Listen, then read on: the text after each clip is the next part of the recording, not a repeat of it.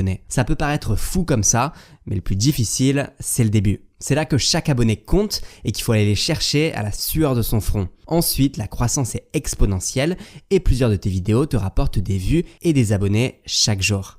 Alors ce qui est marrant, c'est que j'ai lancé une deuxième chaîne YouTube et du coup, je suis de nouveau confronté à revivre le début, la quête des 1000 premiers abonnés. Et c'est une quête qui me fait beaucoup moins peur à affronter que la première fois. Parce que maintenant, j'ai une méthode. Et dans cette vidéo, je vais te donner ma méthode en 5 étapes pour faire décoller sa chaîne YouTube en partant de zéro. C'est la méthode que j'ai appliquée sur cette chaîne et aussi celle que je suis en train d'appliquer sur ma deuxième chaîne pour qu'elle atteigne les 1000 abonnés.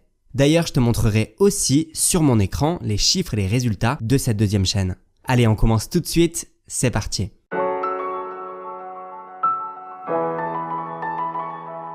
Alors la première étape, c'est de garder sa chaîne secrète. Je sais, ça peut paraître un peu bizarre au début, là où normalement on te dit de partager un maximum ta chaîne YouTube, que ce soit à ta famille, à tes amis, de vouloir du coup la garder secrète et de pas la partager à ce cercle d'amis que tu peux avoir. Pourquoi c'est une erreur de partager à ses amis et à sa famille ? Tout simplement parce que si tu fais ça, tu vas avoir des gens qui vont pas être intéressés par ta chaîne, qui vont pas être intéressés par ce que tu racontes sur ta chaîne YouTube et qui vont juste être là parce qu'ils voulaient te faire plaisir. Et c'est bien sympa de vouloir te faire plaisir, mais le problème c'est que quand tu vas sortir une vidéo, ils vont pas la regarder ou alors ils vont regarder juste une toute petite durée de la vidéo, peut-être 1 minute sur les 10 minutes de tes vidéos. Et ça va te flinguer tes statistiques YouTube, ça va te flinguer ta durée de visionnage et ton taux de clic. Et malheureusement, ce qui va arriver, c'est que YouTube va se dire cette chaîne elle intéresse pas parce que dès qu'il y a une vidéo qui sort, il y a des vues de mauvaise qualité qui restent pas longtemps sur la vidéo. Donc forcément, c'est que les vidéos de cette personne sont pas intéressantes et arrivent pas à garder l'attention des spectateurs. Malheureusement, je vois souvent cette erreur qui est vraiment une grave erreur parce que à vouloir passer rapidement de 0 à 50 voire même peut-être 100 abonnés, si tu arrives à avoir le cercle d'amis de tes amis, du coup tu casses ta croissance pour le futur et tu vas rester bloqué à un nombre d'abonnés qui est vraiment très bas. Donc vraiment, ne fais pas cette erreur et mon conseil, c'est de partager ta chaîne à des personnes qui vont être intéressées par ce que tu racontes. Mieux vaut avoir 10 abonnés qui sont intéressés par ta thématique qu'avoir 100 abonnés qui sont ta famille, tes amis, qui malheureusement ne regarderont jamais tes vidéos ou très peu. Et dis-toi vraiment qu'il faut donner les bons éléments à l'algorithme et que c'est toujours mieux d'avoir juste 10 vues sur ces vidéos, mais des vues de qualité avec une super bonne durée de visionnage et un bon taux de clic, qu'avoir des abonnés qui ne sont pas intéressés par ce que tu racontes.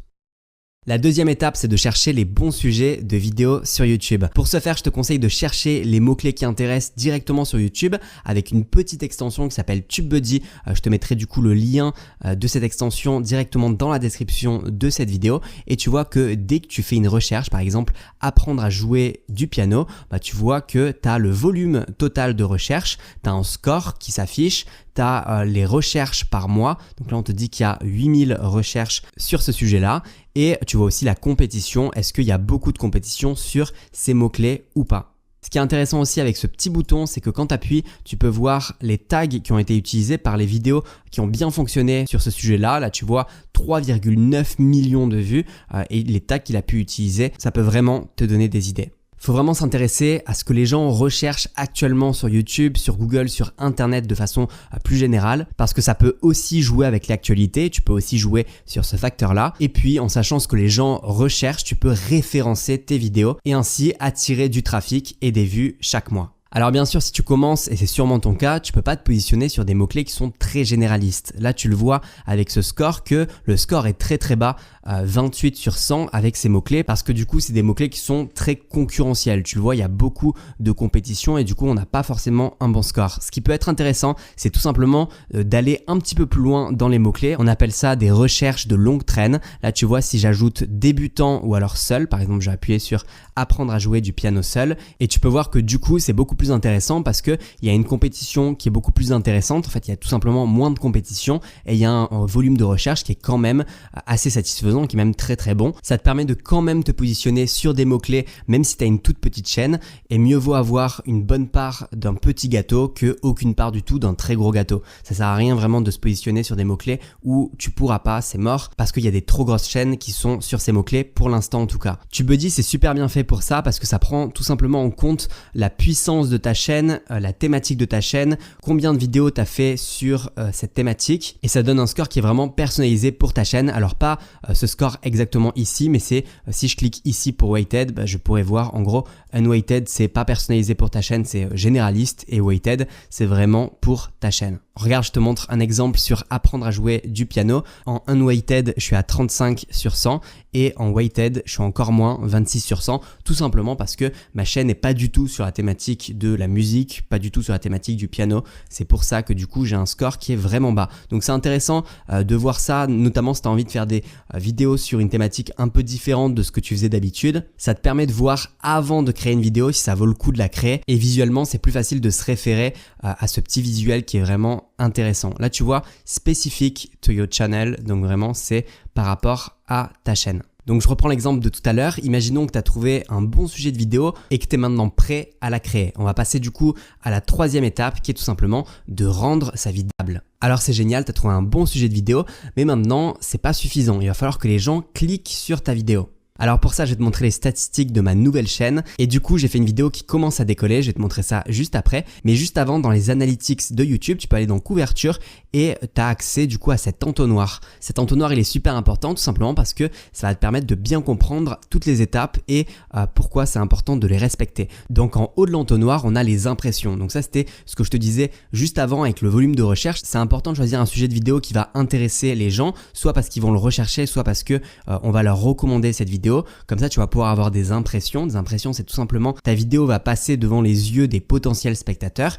Et puis ensuite, du coup, il va falloir que les gens cliquent sur ta vidéo. Le taux de clic, il est super important pour l'algorithme YouTube, tout simplement parce que si ton taux de clic est extrêmement faible, pour lui, ça vaut pas le coup de montrer ta vidéo à plein de gens, de faire rentrer plein de gens dans l'entonnoir si ça bloque directement à cette étape. Pour la métaphore, c'est un peu comme si tu avais un seau d'eau et que si tu as un taux de clic qui est extrêmement faible, du coup, ton seau d'eau, il est percé de partout. Et du coup, pourquoi YouTube t'offrirait des impressions?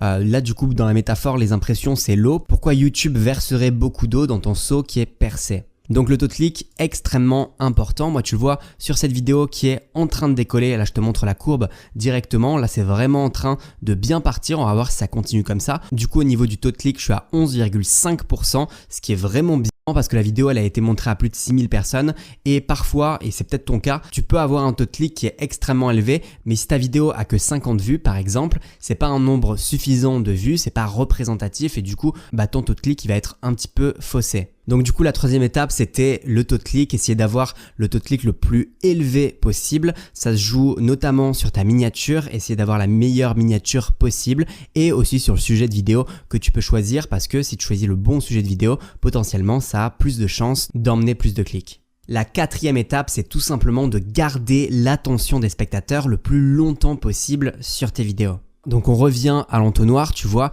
après avoir un taux de clic de 11,4%, ça m'a fait 700 vues. Du coup, comme je t'avais dit, il y a un bon taux de clic, mais il faut aussi que sur ces 700 vues, les personnes soient restées longtemps et étaient captivées par la vidéo. Donc ça se traduit sur la durée moyenne de visionnage. Moi, tu peux voir que sur cette vidéo, je suis à 6 minutes 21, ce qui est d'expérience vraiment un bon score. Et du coup, à la toute fin de cet entonnoir, tu as la durée de visionnage impression. C'est en fin de compte combien d'impressions YouTube te donne parce que ça c'est vraiment offert. YouTube te fait pas payer pour montrer tes vidéos aux spectateurs, mais du coup de ton côté il faut créer de bonnes vidéos qui soient cliquables, qui soient captivantes, qui en fin de compte rapportent de l'argent à YouTube. C'est comme ça, c'est donnant-donnant. On te donne du trafic gratuit, ce qui est incroyable. YouTube c'est une des seules plateformes qui gratuitement t'offre une communauté si t'es bon et si tu fais de bonnes vidéos. Mais du coup comme je te l'ai dit, c'est le jeu, il va falloir être bon. Alors comme tu le vois sur cette courbe, j'ai vraiment respecté la première règle que je t'ai dit au début de cette vidéo.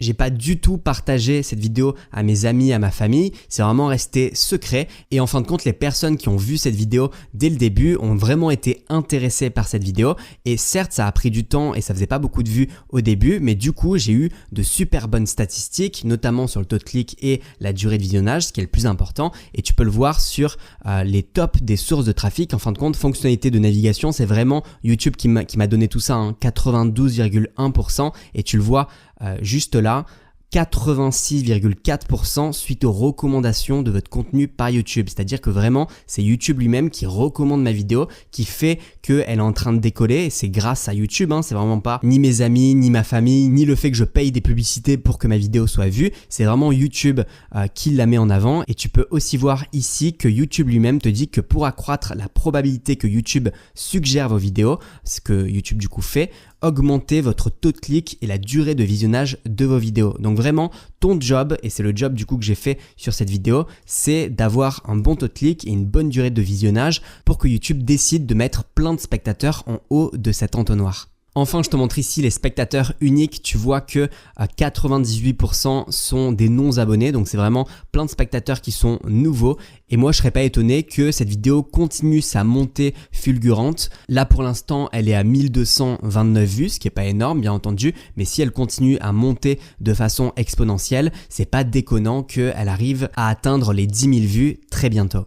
Et du coup, la dernière étape, c'est tout simplement d'être patient. Tu le vois sur cette courbe, au début, il y a vraiment eu pas beaucoup de vues, mais en fait, c'est pas grave d'avoir très peu de vues au début si tes statistiques sont bonnes. Mieux vaut avoir seulement quelques vues par jour au début, mais vraiment des vues qui sont intéressées par ce que tu racontes, des gens qui restent longtemps sur tes vidéos, qui sont captivés. Parce que si derrière tu montres à l'algorithme que tu as des bonnes statistiques et qu'il peut continuer à te faire confiance en te ramenant plus de spectateurs, ces quelques vues vont se transformer en quelques dizaines de vues par jour, puis ensuite en quelques centaines de vues par jour. Et puis bien entendu, tu connais la suite, c'est comme ça qu'on arrive à atteindre les 1000 abonnés. Alors cette deuxième chaîne, je la garde secrète, je te montre toutes les statistiques, les chiffres, mais je te donne pas le nom, tout simplement déjà parce que j'ai pas envie de flinguer mes statistiques, et en plus de ça parce que c'est un défi personnel que de réussir à créer une deuxième chaîne et de repartir vraiment de zéro, comme si j'étais vraiment débutant, et sans faire levier sur ma communauté actuelle. Ça serait bien trop facile de dire sur cette chaîne, allez vous abonner à la deuxième, et du coup ça serait tout simplement pas marrant. Cette chaîne, j'en parlerai et je la dévoilerai quand j'aurai atteint les 10 000 abonnés tout seul, comme un grand, sans ma communauté actuelle, et je t'en parle